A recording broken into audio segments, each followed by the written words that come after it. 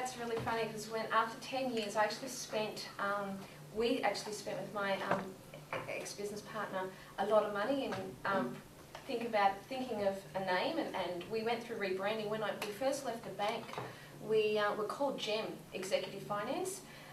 So this is just a little story I wasn't prepared to tell, or wasn't thinking of telling you this, but when you mentioned that about the name and creativity, so we started as GEM Executive Finance, which was Joanne and Mary, which was my business partner's name, and we wanted to deal, you know, we said we're executive because, you know, we're out there doing the right thing, and we wanted to deal in the executive market. And then we realised after 2 years, we thought, you know what, this is about Joanne and Mary, and we don't want to do that. We want to have this big name so we can go out there and, you know, have all these little, you know, branches of, you know, our business. So we paid an absolute fortune to have consultants come in, and it cost us a lot of money who they come up with the name of Verix, which stands for a Latin word or a derivative of the word verity, which was all about truth. Yeah, and because when I started broking 10 years ago, it was, and it still is to some degree, there is a lot of women in there now, but when I started 10 years ago, nearly actually 11 years ago now, there was a lot of old men. We would walk into a function and we'd walk in and everyone would just go, and my ex-business partner had blonde hair, big boobs, you know. So the photography world. In Okay. 10, 12 years, it's just changed completely. Yeah, and so that's what it was like. But so the whole thing was about truth, and so we spent a fortune on this business name. But you know, after 10 years being in business, and you know, when I decided to go out on my own, I said, what am I going to call myself? You know, what's this name? You know, because we agreed we were dissolving the name. We didn't think it was fair that either one of us had the name. I thought, what do I call myself? And you ask your friends, your clients, close clients, your family, and it's like, oh, Joe, we know you. You know, it's all about you. And because I'd gone through the stages in the 10 years of wanting to set up a big business, spent, you know, over $200,000 on growing this business out of equity, to, you know, we wanted, you know, all these little branches. You know, we wanted to be Richard Branson. You know, that's where when we first started. But you know, we soon realised that, wait a minute, what is it that we really want? What's really important to us? And we just thought, you know what? And we had some people in our team, and I must say that, you know, finance is a very, very personal thing, and you really get to know your clients, because how many people know about your financial affairs? Not very many people that you trust with. And I found it really hard to let go of my clients, to give them to somebody else, to, you know, my junior to come up and deal with my clients, because I was very passionate about being in control of that, and that's what I love doing. So, you know, we went, you know what, we'll just keep it as just the two of us, and we had our assistants. So when the whole name change happened, I thought, you know what, just keep it. I was going for probably 4 weeks deciding what name I was going to choose, and I thought, you know what, Joe Attard & Co, that's it. So that was the name of how that all came about. Which I guess leads me to, actually, do I have that doobie here? Can I stick this? Yeah. The doobie. It's always a doobie. Yeah. God control. It does have a real name on the Do I have to turn it on? She's got a remote. That's it. So I don't turn it off. I'd like some silly people to just With the wrong remote. I always say when I do presentations, I'm in finance, not in tech. So the middle one, was it? Yeah, the middle one. Okay. So really, I guess I'll just give you had a little bit of brief of my background. I just thought it was good for you to know that I've been in business now 11 years in July. How many people here have been in business for more than 2 years? Oh, so a few of you. More than 5? Fantastic. Anyone more than 10? Wow. That's really good. So a lot of the things here I'm going to probably say to you that may be at the basic level in terms of the finance stuff, so I apologise for that when I'm talking about the finance side, but it's really difficult to know what level to pitch when I've got a number of different ladies at different levels, so please forgive me for doing that.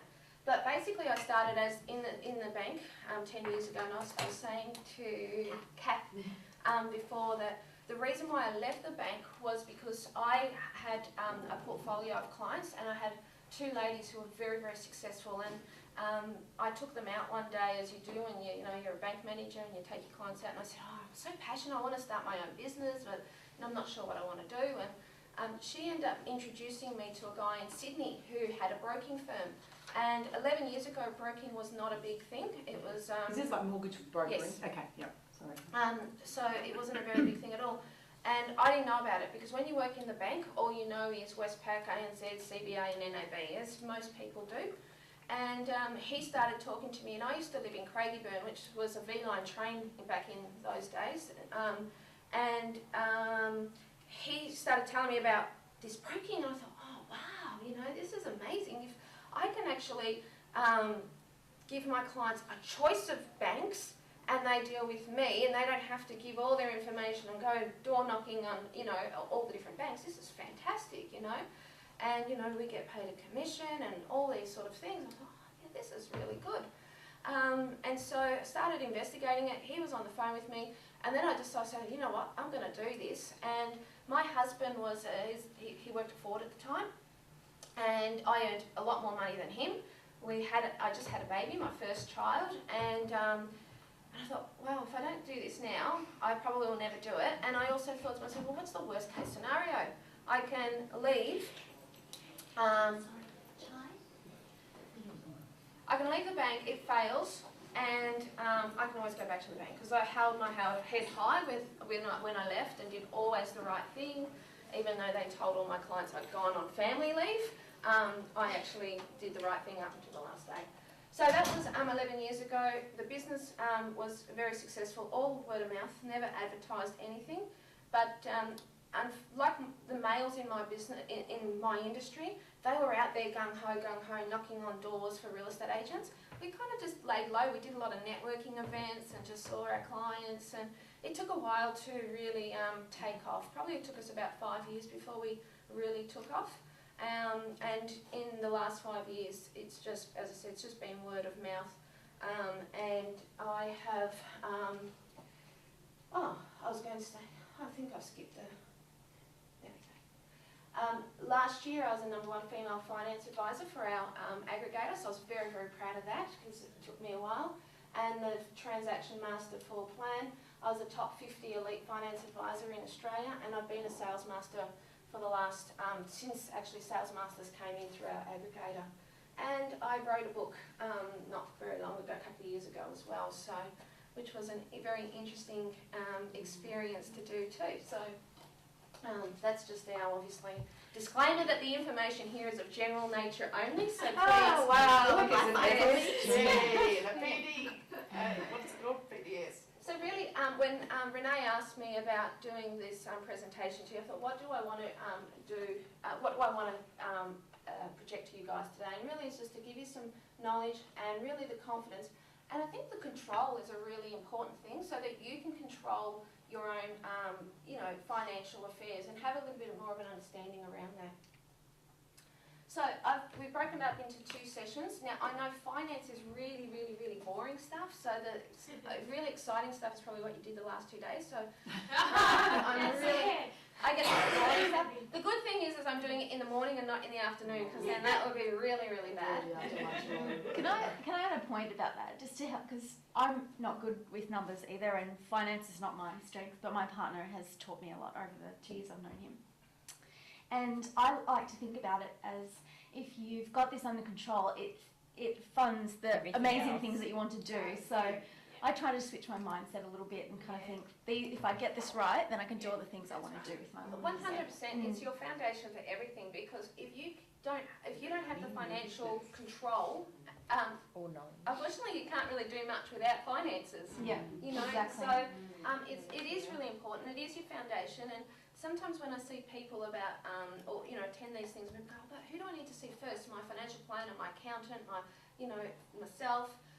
Where do I go first? And I go, well, you know what, if you can't get your finance, well, you can't help you. And often, your financial planner, if they're going to be putting you into some sort of managed funds or something like that, you need money to put into there. So your finances are really is your... But also there's nothing there for the baseline person who needs to understand it because this is something that you're not taught at school. So it's like, okay, so how do I grow my wealth and where does that start? And it's like, okay, is it just this little savings account? Is it, you know, buying some shares on the side? You know, so it's, you know, what do we do at that ground level Yeah. to get us to that place where we can buy property to, you know, and then, And then like make Invest. stuff. you know, exactly. So and that's what we're not taught, and that's why people go, well, who do I see? Yeah. Is it the financial? Is it the broker? Is it this? Is it that? Because all they want is, well, tell me what I need to do. It's also being name with it too. People don't want to go there and get ripped off because you're going to something you don't know anything about. Yeah. Exactly. Your vulnerability, it's like building a It's- website. The yeah. more I pay, the better off we'll be. Yeah. We've got a really grand office in Yeah. Collins Street. He must be successful. Yeah.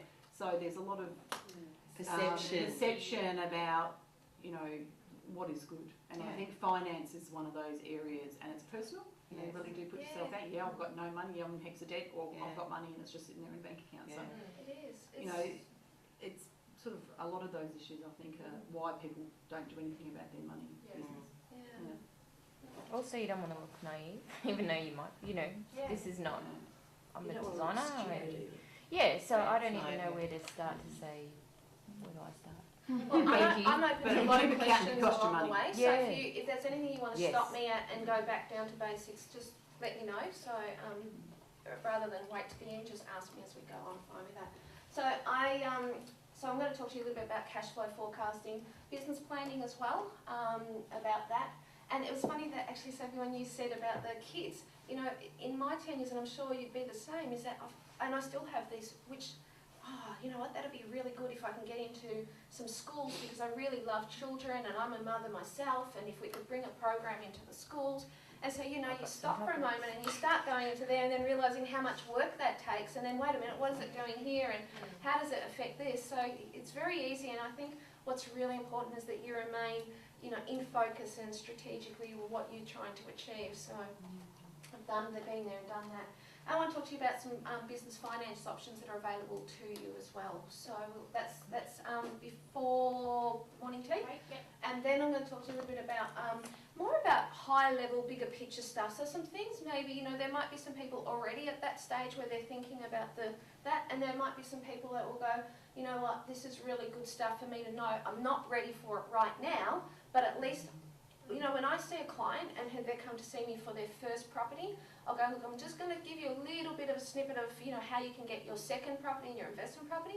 Just plant that seed in the back of your mind that it's all possible, but I don't want to fill your mind up with that until we get this part right first. So as the intro said, I love property as a tool. I will say, if you ask me anything about shares, I really can't answer them. All right, so I have to direct you to somebody else. But this is a little bit about property and how that can create some wealth for you, and then some different finance and some interesting stuff that it's now on the market, and some things that you should think about, particularly self-managed super funds. And there's some national rental affordability things in there that I'll have a quick chat. And we'll see how we go for time as to how much I can get through on all of that. So the first thing I want to talk to you about, the most important thing, if you can take anything away, is your credit rating is gold. All right? If you default... I read credit card as gold. The banks did that to you. Read it again. Yeah, okay. I'm going to give you 2 websites that I'd like you to take down. The first one is called mycreditfile.com.au. I encourage you to go to this website and pay $51, and it will basically give you access to your credit file immediately. And then what it will do is provide you with an email anytime anybody lodges anything against your name. All right? What? Yeah? Wow. Yes. Now, I have clients, again, who've seen me. you contest it. Well, it means that you know straight away. Yeah. Because what happens is that clients will come see me and go, Joe, no, I pay all my bills off in time, I never have any issues. I would say that. We'll apply for finance, and then lo and behold, there's something against their name. Now, it doesn't happen often, but it does happen, and it could happen to you. All right? Now, if you've gone to an auction or you want to, you know, get a business loan or something like that, and there's a default against your name, it's really, really, really difficult to get that through depending on the circumstances, okay? So, you know, be in control, know what's happening, pay your bills. My advice to you is that, particularly the telecommunications ones, if there is any dispute with them, pay them and then take it to the Ombudsman. All right, do not let it get on your credit report because it's a nightmare for you. So just pay it and then dispute it afterwards. The other website is Dun & Bradstreet, which is www.dnb. These are the two credit reporting agencies, and interestingly, sometimes things are on DNB that don't appear on My Credit File. My Credit File is the layman's term of Vita Advantage. So there's the two companies there. Do both of So those. it's dnb.com.au. Yes. And I can't stress to you, that is gold. Protect it like you protect the kids. All right. Before we talk about business cash flow, it's really important that you understand your personal cash flow first. Because if you can't live personally, then you can't do your business. So I'm going to give you at the moment, and this is all available to you. Now this is really small, but it was more so that you may or may not have already a budget planner or a budget tracker. Yeah, What's I that? know. But even if you do not, Thank you. I'm just even sorry that. sorry, I should have handed them out. There's a couple there, and there's a couple there. Thank you. And there's a few there. Do you want to take yours? I'll just take one. This is available for you in an electronic format on my website. So you can download this, and then it's just an Excel spreadsheet. But more importantly, and I get all my clients to do this, all right, because it's no good in terms of, again, I do a lot of finance for property.